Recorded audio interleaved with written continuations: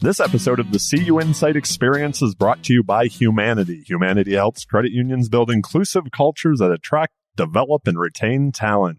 Welcome to episode 130 of the show. I'm Randy Smith, one of the co-founders of CUInsight.com, and I'm excited to have you here today. This show is all about taking a deep dive with the leaders of the credit union movement who make it so great.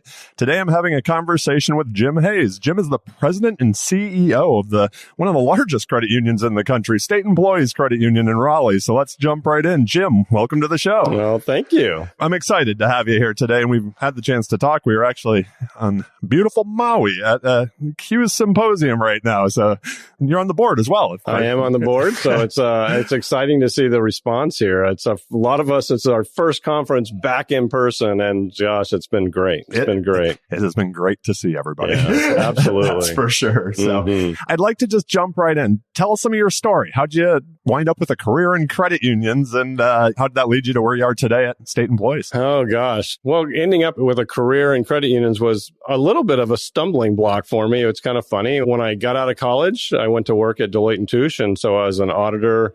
Actually stumbled into banking and financial institutions as an auditor with Deloitte & Touche, and ended up being recruited, oddly enough, by the OTS at the time, the Office of Thrift Supervision. And so back in those days, the savings and loans were sort of winding down, and the OTS was recruiting to have regulators do that.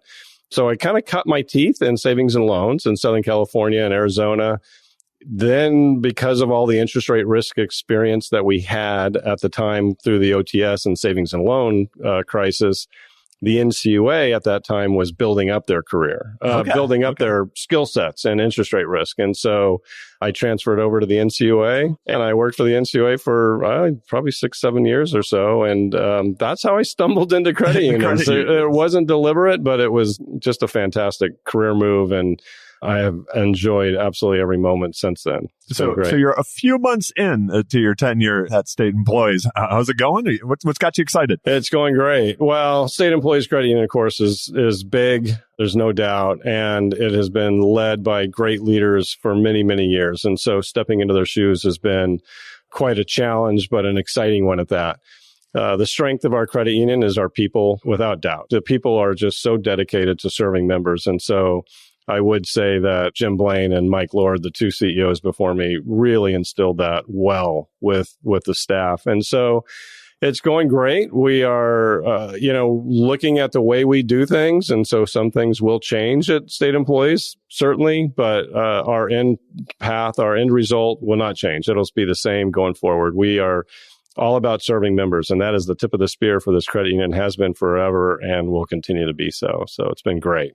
I mean, 50 billion? Is that a rough estimate? Yeah, about 50 billion. Yeah. I'm always interested in something I was going to get into later, but I'd like to just jump right into it. That idea of sometimes as we get bigger and with success, it's like kind of tougher to turn a ship. So when you talk about growth and new opportunities, how do you do it when it's a boat that big? It is. It's a ship. It's a big ship, and not just the 50 billion in assets, but 7,000 employees. Yeah. So 7,000 employees spread across the whole state of North Carolina. So there's 100 counties in North Carolina, and we have at least one branch in every county. And of course, many counties we have more.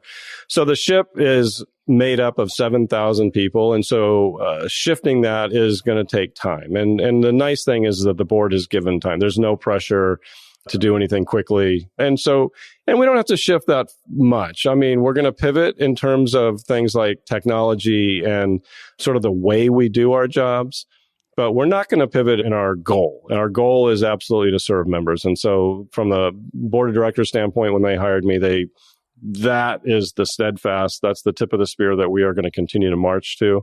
The way I describe it is our goals are going to be the same, but the path that we get to those goals might be slightly different and with a little bit more of a technology focus. And that's sort of what I'm bringing to the table. And so changing, though, the technology base of a 7,000 person organization is not an easy task. Yeah. And so that's going to be the mountain that we have to get over, is how do we sort of modernize the way we do things? So when you were looking at State Employees and you saw the opportunity there, obviously, and what you're talking about, moving forward, I've seen you around for years. You're involved in, like we mentioned, the CUI's board, nationally. What has you most excited for credit unions, and what do you think everybody needs to be thinking about out there that they just can't put on the back burner anymore? Well, I think, and it's interesting because here at the CUE Symposium, we're hearing so much about what the credit union industry is going to be facing going forward and dealing with fintechs and dealing with the direction of the industry as a whole. I think what I get excited about still, honestly, is the people. I mean, and whether we do our business through fintechs, we do them through traditional financial institutions, whatever the case may be, on the other side of the deal, the other side of the transaction are people. And for us, it's our 7,000 employees. And then on the other side of that, it's our 2.6 million members. But it's all people. And so for me, I get excited because I get excited about working with people. And as much as I want technology to sort of drive us forward, the technology is driven by people, and I will never forget that. And so I don't think anybody does people as well as credit unions, right? I mean, for credit unions as a whole, our industry revolves around people, and I think we all have that same insight. And so being able to influence 7,000 people in the way they do their jobs, being able to influence 2.6 million members in the way they do their banking with us is pretty exciting for me. But it's the people part of it that is really exciting. That is awesome. It's good to be back out seeing people also. So yes, absolutely. One of the things I love about hosting this podcast is so many of these questions are just scratch my own itch. I just ask them. I figure if I'm curious, maybe others are. So, first question. Along the way, those like hacks or life lessons that you've picked up, I heard this question asked on something I was listening to at the end of last year. The example they gave was Warren Buffett, but the question is like, what's that investment that you've made at some point in your life that, has really paid off? And the example I use is Warren Buffett said it was a Dale Carnegie course, right? So that's really interesting. And it's funny because I was just talking to the folks here at CUES about that. I think one of the greatest investments that I've done for myself that has paid off is in my master's program, in my graduate program, my capstone project ended up being on emotional intelligence. And because we were talking with the CUES consulting that they're going to be doing, and some of that is going to be revolving around emotional intelligence and increasing that. And emotional intelligence isn't new, but I will say that it's important, that it hasn't lacked its importance. And so, to be honest, the investment, it wasn't just that I got my graduate degree in my master's program, but it was the focus on people and emotional intelligence and sort of learning more about myself, right? Learning about who I am, how I affect others. That has been probably the biggest investment that has paid off in my career. It was interesting yesterday, the keynote, when he first started, showed that slide where it was kind of like what motivates employees. And it was from like the 70s to 2000. It hasn't changed at all, right? That's right. It's still people. It's the people side. So I have a question about building leadership teams. A lot of people that listen to the podcast happen to be, some of them are newer CEOs. Some are, moving to bigger credit unions. You've been at a couple of big ones. So when you're building a leadership team, we all talk a lot about culture, but I almost want to take it back to the beginning. Like, what are you looking for? What are those traits that you're looking for to surround yourself with? Sure. Well, I mean, it's tongue in cheek because everybody says it, but it's hard to do. I mean, I definitely want to surround myself with people who are smarter than I am. And that's hard for people to do, particularly new leaders. It's because it can be threatening, right? Because you really want somebody around you who's smarter than you are, but it becomes threatening if you think they're going to outshine you. And I have really learned that you got to get past that. You really do have to get past that, because in order to build a strong team, and I had this frankly at Andrews before state employees, and I feel this way at state employees, the people around me really are smarter than I am. And the thing that I'm looking for is a team player. Okay. I don't want that team of superstars. And we've seen the teams of superstars, right, tried in the NBA. Absolutely. And when you have a whole team of superstars, they're all self-motivated. And so they don't work well as a team, and they're not as successful as you think they would be.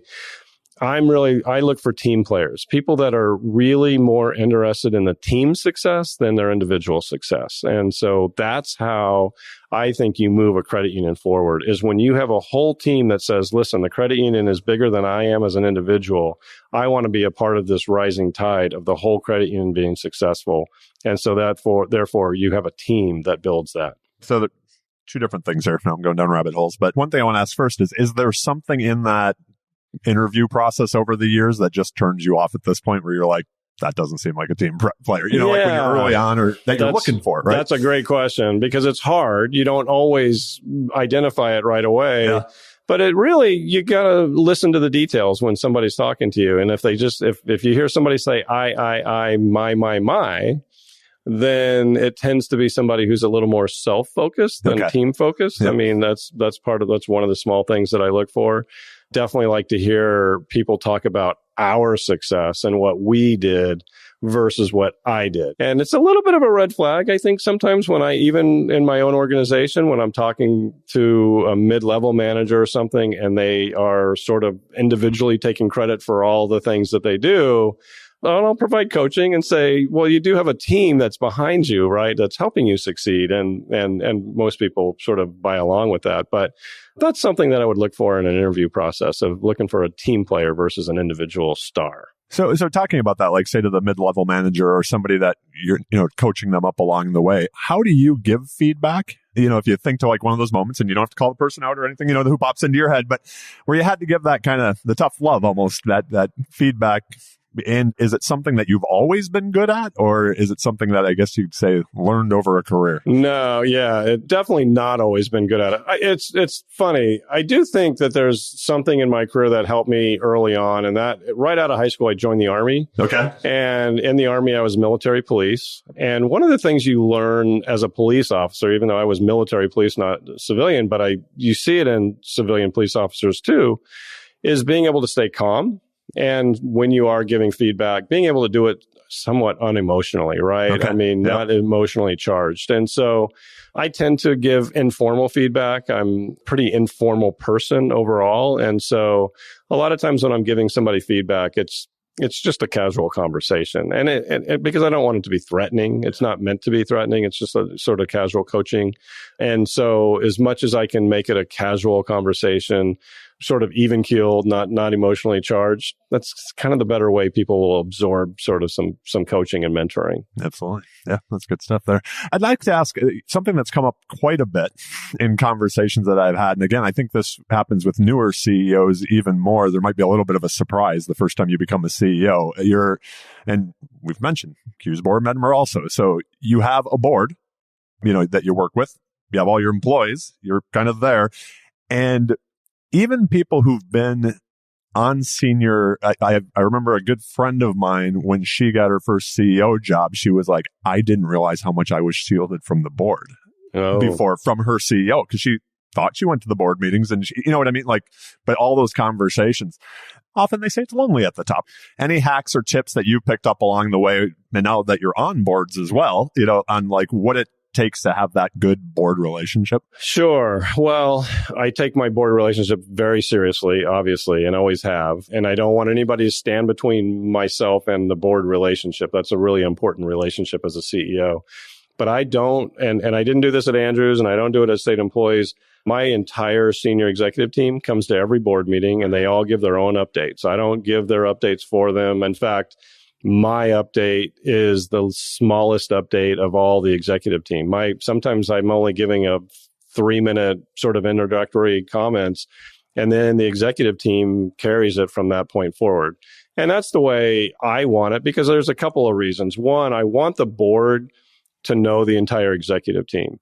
If you know about Andrews, they were pretty quickly chose Ken Orjwan to be who was the COO at Andrews, and it's because they knew him, and they knew him really well and intimately. So it was a quick decision for the board, because they kind of already, when I gave my resignation, it didn't take them long to figure out who their candidates were internally, and that's kind of the way the process ought to work in many ways. And so I want the board to know the executive team. I want them to see how we operate as a team, how we sort of interact with each other.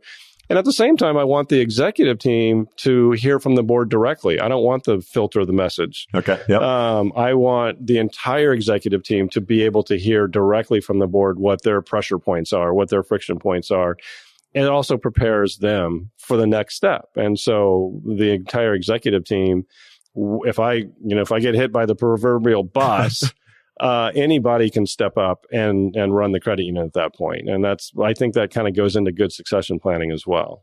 When you're looking down the organization, say building that bench, right? Like, what do you think makes a good leader? And, take that maybe all the way forward to a good CEO. But is there something that you're looking for, maybe in that mid-level manager that has more potential, or that? Yeah, there's a couple things. For one, I think execution is important, right? So all the greatest ideas in the world are not worth their weight in paper if you can't execute against them. So I think a good leader has an aspect of execution to them, that they can pull a trigger and move forward and make something happen. But empathy for people. Some of the smartest people I've worked with in the history of my career have not been people who are with a high level of emotional intelligence, and they can get things done, but there's a lot of casualties behind them when they get things done.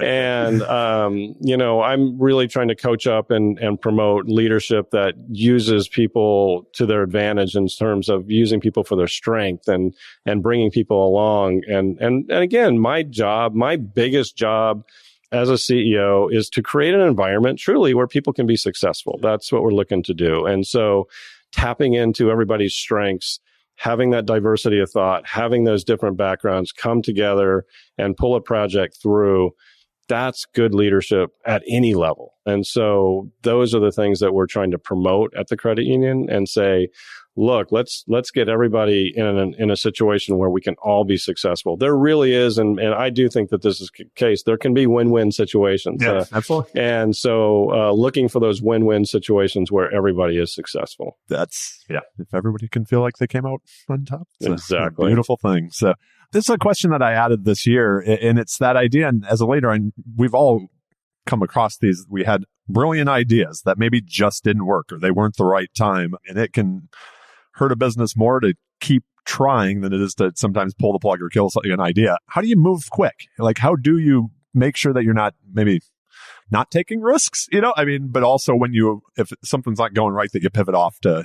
Sure. Well, for one, you have to create a climate and a culture that doesn't penalize people for failed ideas. And, you see it on LinkedIn and you see it all over the place. It's like, you show me a person that's never failed and I'll show you somebody who's never done anything. Absolutely. Right? And so you have to give room for people to fail and be comfortable in doing so. Again, you don't want to fail too bad, but you want to create an environment of, where people can be creative and innovative, and it's a safe environment. And so I like to take risks, not, very managed and measurable risk, obviously, but if we don't take any risks, then we're truly not doing our jobs. We have to take risks. We have to be fast followers of the industry, of technology, of trends. We have to be able to move where the industry is moving. But at the same time, if something's not working, you got to be able to kind of call it a day and say, look, this isn't going to work. Let's pivot away from this. And that's okay. Again, you still have to create an environment where that's acceptable to say,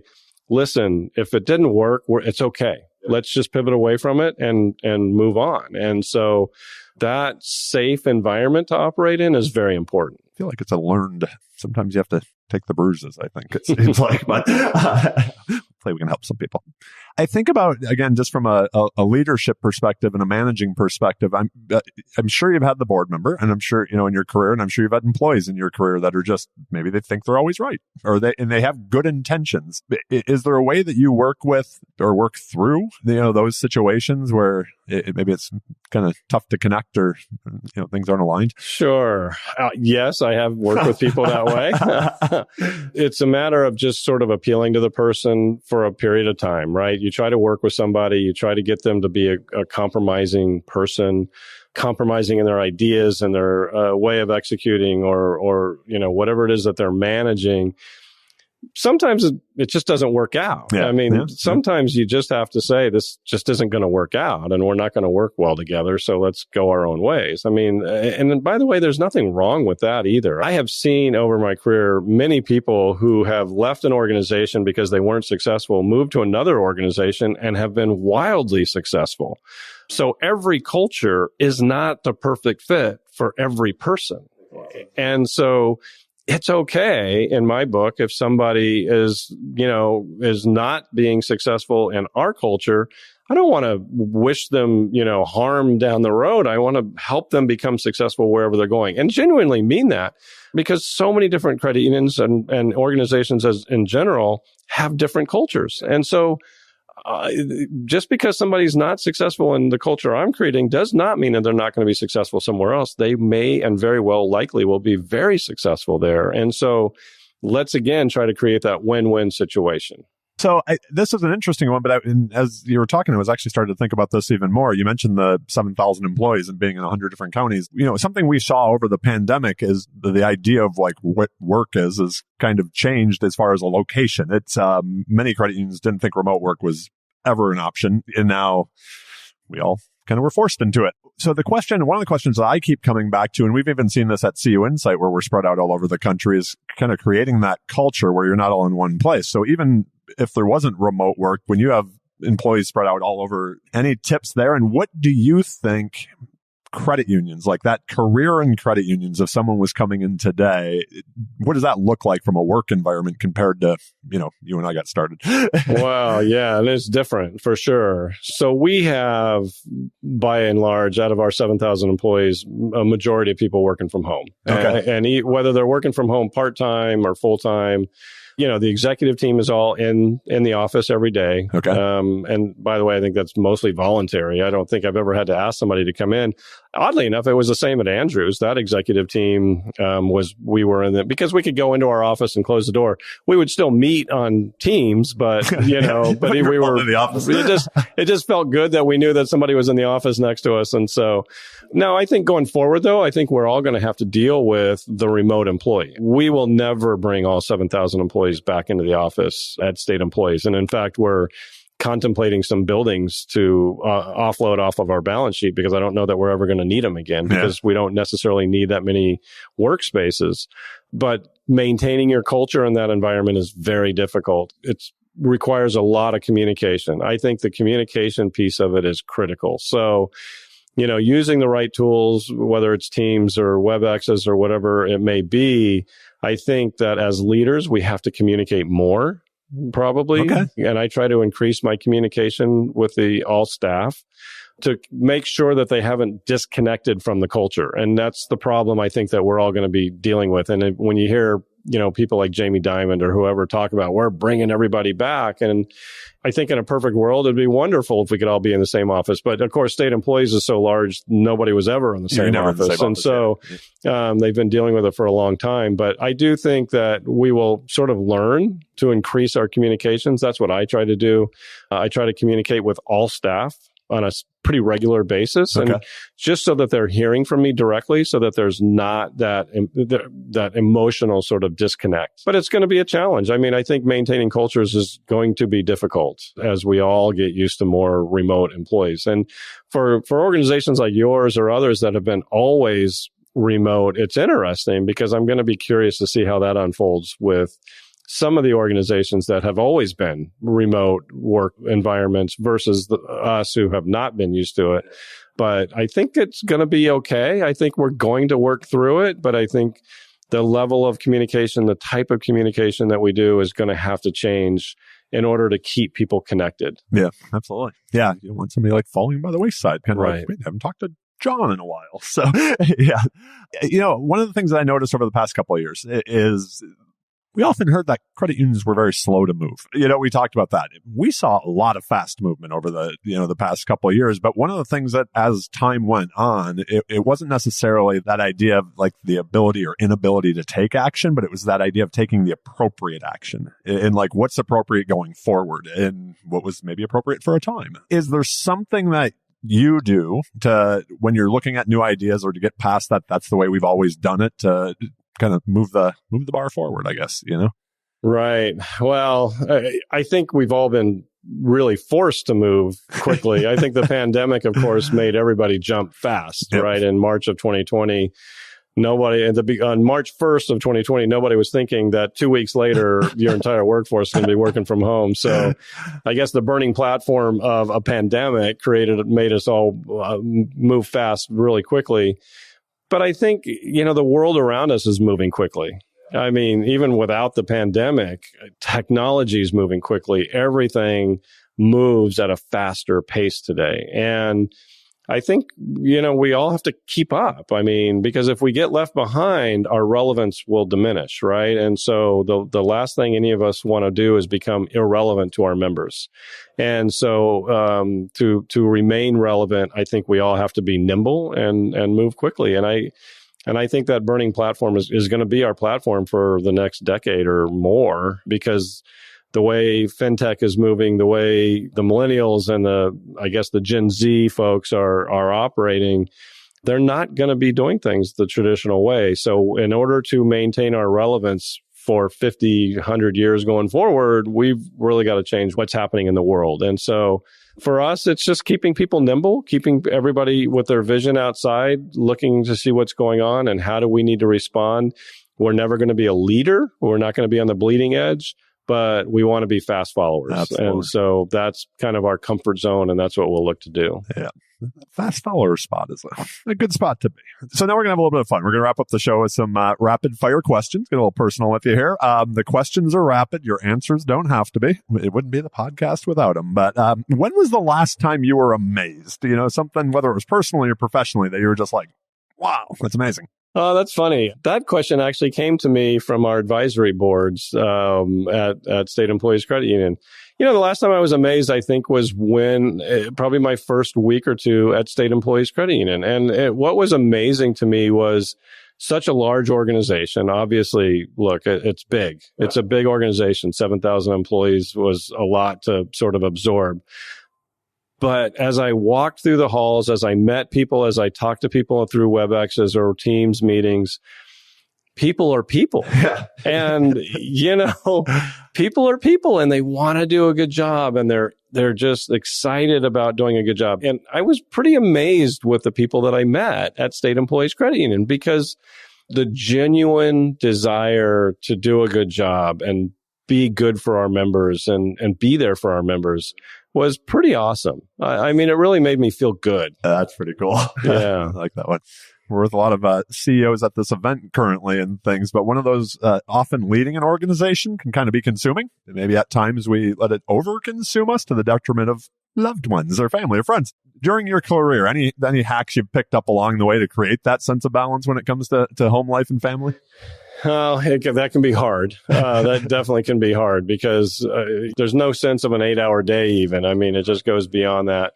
The thing that I think a leader of an organization needs to do is understand when you really do need to turn it off. I mean, I have an 11-year-old son, and it's important that I am there for him. He's not going to understand. And so to be able to turn it off and focus on your family. And of course, I am addicted to my phone and text messaging and all that. And you just really do. It's just a conscious effort. You just have to turn it off and spend time with your family and give them the attention that you need. Because to me, and I encourage that with the folks that work with me, because at the end of the day, you're going to perform your best when you're happy at home and at work. And so I want to help promote both. And so I definitely will send text messages in the middle of the night. I'm sort of infamous for that. And once in a while I'll get responses, but I don't expect it, because a lot of times I'll send a text really fast, because my problem is I'll forget it. I do the same thing. And I've always told everybody, I'm like, do not respond to me. You don't even have to open it.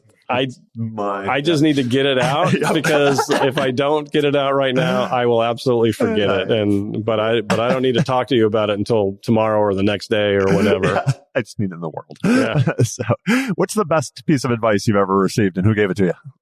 Oh, gosh, that's a really good question. I think the best piece of advice I probably have received is from somebody I worked with, I think at Deloitte & Touche, oddly enough, which was a long time ago, but it was at the beginning of the career and kind of helped shape me. And I think it was more about the people side, right? And so when I was at Deloitte, of course, you're fresh out of college, just grinding through, trying to kind of make a name for yourself. And I think one of those people I worked for at Deloitte really just said, look, pace yourself, slow down, relax. The work is going to get done. You're not curing cancer. You're not putting a person on the moon. Yeah. So just slow down and, do a good job. But at the same time, of course, Deloitte was a sort of a fast-paced environment too. But it was that balance, and that manager that was giving me that feedback was sort of, before it was sort of as popular as it is today, of finding that work-life balance. Yeah, because when we were at Deloitte, I mean, we would put in 80-hour weeks sometimes during the busy seasons. But even through that, they said, pace yourself, make your family important, be a good person. And so, yeah. I like it. So I dig this idea of like not necessarily having a job, but more a mission. And you mentioned, earlier about wanting people to feel connected and be happy at work. Do you have a personal like mission statement or something that drives you?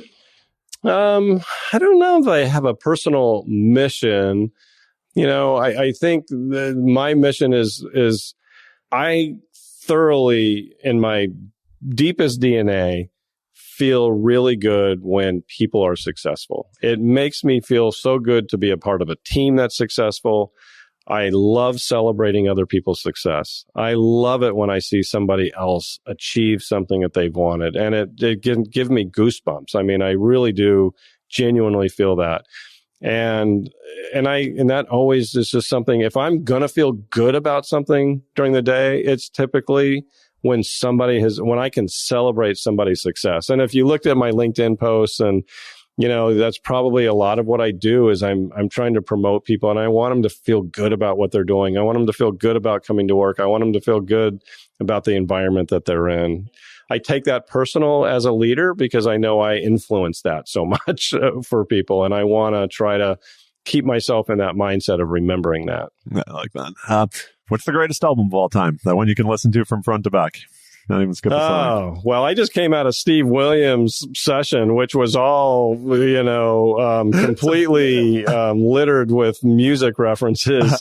I think, and somebody asked me this question once before, and I said, I always gravitate to 70s on 7 on Sirius XM in my car, right? I don't know why. If I had to listen to any one station, it would probably be that. If I had to say an album, it'd probably be the Eagles' greatest hits. I could listen to that probably all day long. It's one of the most popular on the show. So over the past 4 years. So it's easy listening. Yeah, absolutely. All right. What are you currently reading? And is there that book that you just think everybody should read? Well, there's a few books. I mean, I really started reading Daniel Goleman and about emotional intelligence when I was in the master's program that I was in. And I've read a few of his other books about that. I think anything on emotional intelligence is worth reading. It's absolutely worth reading. It's funny. It's just a really great book. Yeah. And then it's funny because a couple of my staff have asked me what books I read. And so I sent this out to all of our staff at State Employees. And I think, reading a book on execution is really important because, again, all the greatest ideas in the world are wonderful, but if you can't execute them, then you got to be able to execute. And so that's important. So Emotional Intelligence, Execution, Crucial Conversations is another book that I read. And it's a wonderful book on, being able to have a conversations when the stakes are high. And so being able to have that conversation with somebody when the emotions are high, when, the decision that comes out of that is going to be really important. There's a great book on that. And so all really great books. Awesome. We will link to all of those. So when you hear the word success, who is the first person that comes to mind and why? Oh, boy.